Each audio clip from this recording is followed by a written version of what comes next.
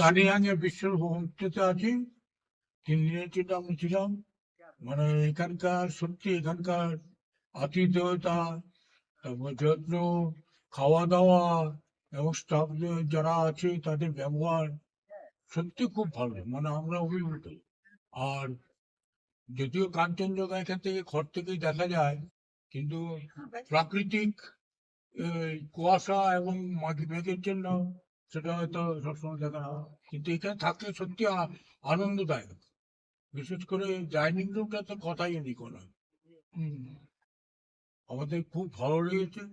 আপনারা বেশ প্রত্যেকে আশা করি এক জায়গায় ঘুরে যাবেন, ভালো লাগবে সবার।